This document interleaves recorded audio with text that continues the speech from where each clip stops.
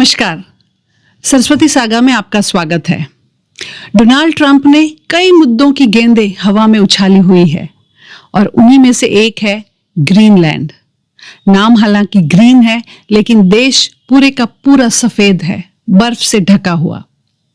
तो क्या वजह है कि डोनाल्ड ट्रंप और यूएसए जैसा समृद्ध देश एक ऐसे टापू के पीछे पड़ा है जिसकी आबादी सिर्फ 56,000 है, जहां पे इतनी ठंड है कि सांस लेना मुश्किल है। धरती के उत्तरी छोर पे आया हुआ ये देश, जहां पे इन्यूइट सभ्यता के लोग रहते हैं और जहां का इतिहास वाइकिंग के जो लोग थे उनकी बातें करता है। ग्रीनलैंड पाने की इतनी क्या तलब है कि डोनाल्ड ट्रंप ने पूरे के पूरे नेटो को, जो कि इतना शक्तिशाली गठबंधन माना जाता था, हिला के रख दिया। अपनी ही साथियों को धमकियां दी। डेनमार्क की मिलिट्री आज ग्रीनलैंड में है। और ऐसा नहीं है कि यूएसए ने पहली बार ग्रीनलैंड लेने की कोशिश की हो, पहले भी कई बार वो इसे खरीदने की कोशिश कर चुका है। लेकिन इस बार तो डोनाल्ड ट्रंप लगता है कि एक मिशन पे है। उन्होंने कहा है कि किसी भी तरीके से मैं ग्रीनलैंड हासिल करके रहूंगा, क्योंकि ये यूएसए का सुरक्षा का सवाल है। यूएसए पूरी दुनिया से 50 साल आगे की सोचता है। तो क्या देखता है वो आने वाले 50 सालों में ऐसा कि ये देश जो कि आर्कटिक रीजन में आया हुआ है, उसको हासिल वो किसी भी कीमत पे करना चाहता है। इसी बात पे आज चर्चा करेंगे, लेकिन उससे पहले कृपया चैनल को सब्सक्राइब करें और अगर ये वीडियो आपको अच्छा लगे तो एक कमेंट और लाइक भी जरूर करें। ग्रीनलैंड दुनिया का सबसे बड़ा द्वीप यानी कि आइलैंड है। 20 लाख किलोमीटर स्क्वायर इसका एरिया है, यानी कि जर्मनी से करीब 6 गुना बड़ा लैंड मास है ग्रीनलैंड का। लेकिन लोग वहां सिर्फ 56,000 ही हैं। इन्यूइट सभ्यता के लोग आज वहां रहते हैं। इन्यूइट सभ्यता जो कुछ कुछ हमें रेड इंडियंस की याद दिलाती है या एस्किमोज की याद दिलाती है, लेकिन ये अलग सभ्यता है। यूरोप में वाइकिंग्स सभ्यता थी एक कई सदियों पहले, जो कि Scandinavian countries Denmark, Norway, Sweden में बसती थी। और इस सभ्यता के लोग इतने बहादुर थे कि उन्होंने दूर दूर तक अपने राज्य को फैलाया। वो दरिया भी पार कर लेते थे और इसी तरीके से ग्रीनलैंड पे भी वो आकर बसे, ऐसा वहां का इतिहास बताता है। यूरोपियंस हमेशा दरिया के मार्ग से दुनिया की नई नई जमीनों की खोज करते रहते थे और इसी तरह डेनमार्क के लोग ग्रीनलैंड पे आए और वहां अपना कब्जा किया। वर्ल्ड वॉर 2 में जब जर्मनी ने डेनमार्क पे अटैक करके वहां कब्जा कर लिया, तब ग्रीनलैंड को, जो कि डेनमार्क के नीचे आता था, यूएसए ने बचाया था। और इसीलिए ट्रंप आज बार बार ये कह रहे हैं कि हमने ग्रीनलैंड को बहुत सपोर्ट किया है।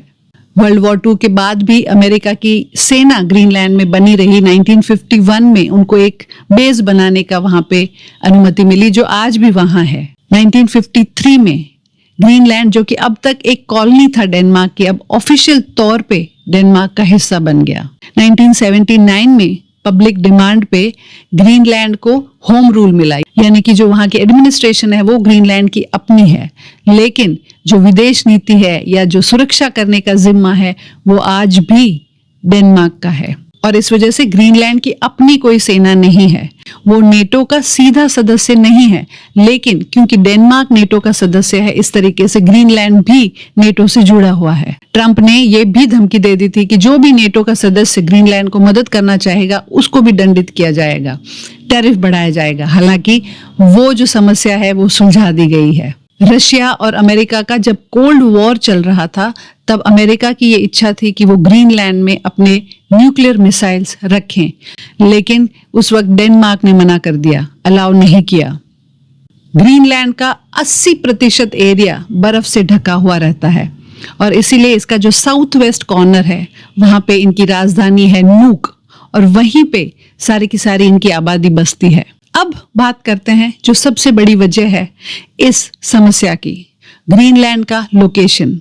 ग्रीनलैंड आया हुआ है नॉर्थ अमेरिका और आर्कटिक ओशन के बीच में और इसकी जो लोकेशन है वो अमेरिका पे अगर कोई मिसाइल अटैक होती है रशिया से या कोई भी दुश्मन देश से, तो उसकी वार्निंग देने के लिए, उसका संकेत देने के लिए बिल्कुल पर्याप्त है। और इसीलिए अमेरिका बार बार ये कह रहा है कि ग्रीनलैंड को हमें लेना होगा। 1867 में यूएसए ने एक कोशिश की थी कि वो ग्रीनलैंड को खरीदे, 1946 में यूएसए ने $100 मिलियन की ऑफर दी थी ग्रीनलैंड के लिए, लेकिन उस वक्त भी वो कामयाब नहीं हो पाया ग्रीनलैंड को लेने में। धरती पे एक प्रक्रिया चल रही है ग्लोबल वार्मिंग की, और इस वजह से जो धरती पे सारी बर्फ है वो धीरे धीरे करके पिघल रही है, और यही हो रहा है आर्कटिक रीजन में भी।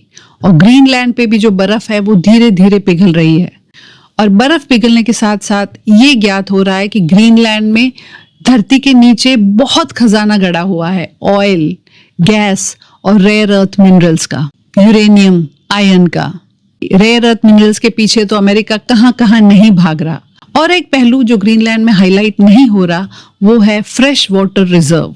ग्रीनलैंड में पीने के पानी का, फ्रेश वाटर का बहुत बड़ा रिजर्व है, और ये चर्चा पूरी दुनिया में तेज है कि आने वाले युद्ध पानी पे लड़े जाएंगे, क्योंकि धरती पे पानी की कमी आ रही है। और इसीलिए फ्रेश वाटर रिजर्व्स भी एक बहुत बड़ा खजाना है, बल्कि सबसे बड़ा खजाना शायद वही है।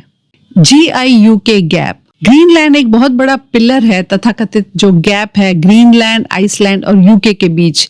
काफी यहाँ पे नेवल पॉइंट्स हैं और मैरीटाइम पैसेजेस यहाँ पे हैं, यहाँ से शिप्स वगैरह भी जा सकती हैं। और जैसे जैसे बर्फ पिघल रही है वहां पे ट्रेड भी लगातार बढ़ रहा है, और ये भी एक वजह है क्योंकि यूएस जानता है कि जब बर्फ जैसे जैसे पिघलेगा उनके लिए ये एक समुद्री रास्ता बन जाएगा जो कि छोटा होगा दूसरे रास्तों से।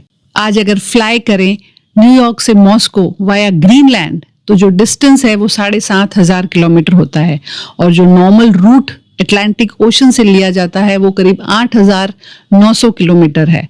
तो 1,500 किलोमीटर का बाय एयर भी फर्क पड़ता है ग्रीनलैंड के थ्रू, क्योंकि धरती का शेप ऐसा है, जो ऊपरी इलाका है धरती का वो फ्लैट है, तो डिस्टेंस घट जाता है। और इसी तरीके से जैसे धीरे धीरे बर्फ पिघलेगी तो जो शिप्स का रास्ता है वो भी यूएस के लिए बहुत सरल हो जाएगा। डोनाल्ड ट्रंप का एक बहुत ही एम्बिशियस प्रोजेक्ट है गोल्डन डोम बनाने का, जैसा आयरन डोम इजराइल का है, उससे भी कहीं बढ़कर गोल्डन डोम, जो कि अमेरिका को एक सुरक्षा कवच दे सके आने वाली मिसाइलों से। उस गोल्डन डोम बनाने में भी ग्रीनलैंड की जो जमीन है वो बहुत ही महत्वपूर्ण है। डोनाल्ड ट्रंप ने मई में ये अनाउंस किया था और उसके लिए $17.5 बिलियन एलोकेट किए हैं। तो एक बहुत बड़ा प्रोजेक्ट है, और उसके लिए जो भी जमीन चाहिएगी यूएस वो हासिल करके रहेगा। समस्या ये है कि ग्रीनलैंड के जो ज्यादातर लोग हैं वो डेनमार्क से आजादी चाहते हैं, लेकिन यूएस में मिलना भी नहीं चाहते। ये एक पावर स्ट्रगल है। जो आर्कटिक रीजन है, धरती का उत्तरी छोर, उस पे अपना कंट्रोल जमाने की एक प्रक्रिया है। ग्रीनलैंड भले ही बर्फ से ढका हो, लेकिन जो राजनीति ग्रीनलैंड पे हो रही है उसने कई जगह पे आग लगा दी है। आप भी कमेंट करके जरूर बताएं कि ग्रीनलैंड पे आपको क्या इंफॉर्मेशन है और आपकी क्या राय है ट्रंप ने जो ये कदम लिया है उसके बारे में। नमस्कार, जय हिंद।